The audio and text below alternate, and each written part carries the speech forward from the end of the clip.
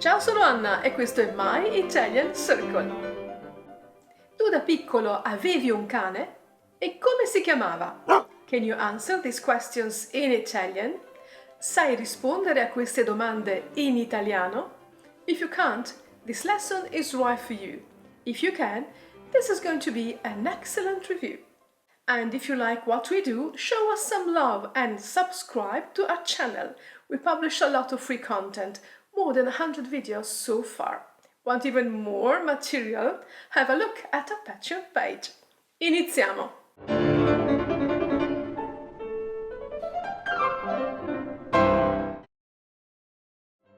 Imperfetto. How to form it. Buone notizie, good news! L'imperfetto è molto facile da fare. The imperfect tense is very easy to form. Let's say, for example, that I want to form the imperfetto of parlare, to talk. First, I have to look at the ending of the infinitive form, parlare, are, first conjugation. Then I just have to replace it with a new ending, very easy to remember, avo. Avo is the ending for the io form. Io parlavo. Let's use it in a sentence. Quando ero piccola, parlavo sempre con tutti. When I was little, I used to talk to everyone. Let's have a look at the full set of endings. Parlavo, parlavi, parlava, parlavamo, parlavate, parlavano. As you can see, these endings stick in the mind easily because of their distinctive V sound. Do you hear a V sound in the ending of a verb? Imperfetto. Now, the second conjugation, for example, credere, to believe. Does your infinitive end in ere, credere, correre, avere? Well, all your endings start with an e. Credevo, credevi, credeva, credevamo, credevate, credevano. Now you can easily guess the third conjugation, it's very predictable.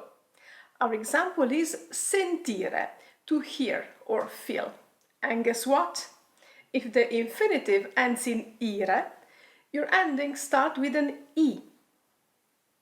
Sentivo, sentivi, sentiva, sentivamo, sentivate, sentivano.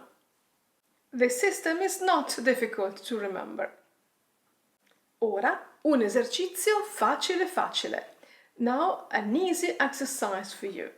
If you want, you can take a screenshot of the entire conjugation, or you can go to our Patreon page later and download the video transcript and the tables.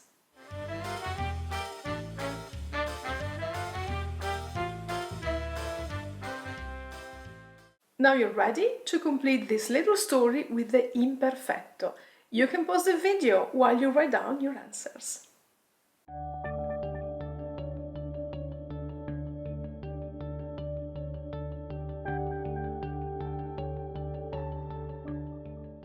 Now let's check how you did.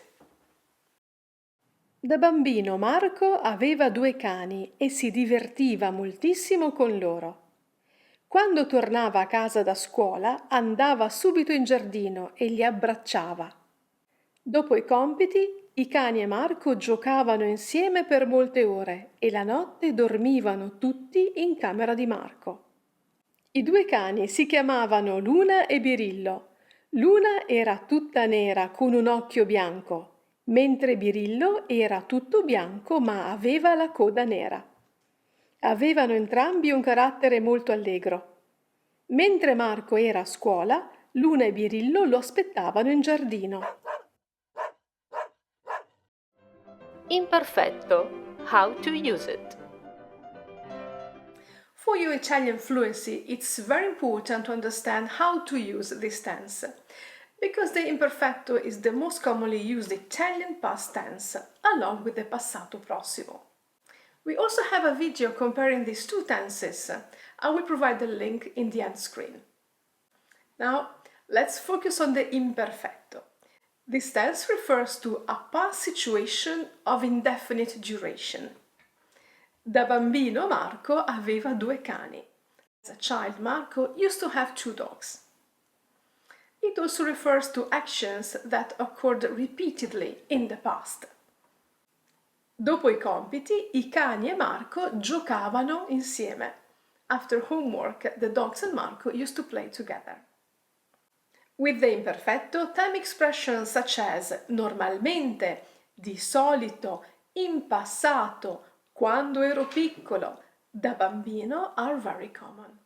In these cases, you can think of the imperfetto as the equivalent of the English used to or would. This tense is also used to talk about a series of events of indefinite duration that happen simultaneously, often connected by the conjunction mentre, while. Mentre Marco era a scuola, Luna e Birillo lo aspettavano in giardino. While Marco was at school, Luna and Birillo waited for him in the garden. You can use it to describe appearance or character in the past. Birillo era tutto bianco, ma aveva la coda nera. Luna e Birillo avevano un carattere molto allegro. Birillo was all white but had a black tail. Luna and Birillo had a very cheerful character. Do you want to describe the weather? Imperfetto. La settimana scorsa pioveva e faceva freddo. Last week it rained and it was cold. Maybe you weren't well yesterday? Imperfetto. Ieri non stavo bene. I wasn't well yesterday. Finally, in everyday spoken Italian, the imperfetto can also express a polite request in the present. Scusi, volevo sapere se domani siete aperti. Excuse me, I wanted to know if you are open tomorrow. To sum up, the imperfetto captures different aspects of an action or state in the past. A past habit, an action or event that happened habitually in the past. A description in the past. Use it to describe context, situations, people, or things in the past. It is particularly common at the beginning of novels and folk tales. The progressive aspect. The imperfetto focuses on the unfolding of the action, on its progress. To spice things up a little, let me add that we can further emphasize the unfolding of the action by using the imperfetto of stare plus gerund, very similar to the English past continuous. Stavo studiando la grammatica quando ho sentito un rumore in cantina. I was studying grammar when I heard a noise in the cellar. And that's enough for today. I hope that formation and use of the imperfect is now clear to you. This tense is very important and sometimes difficult to use, especially for English speakers who tend to overuse it. Now you might want to check out our video on the difference between the imperfetto and the passato prossimo, which will help you make the right choice. If you have questions, let me know. Grazie e a presto!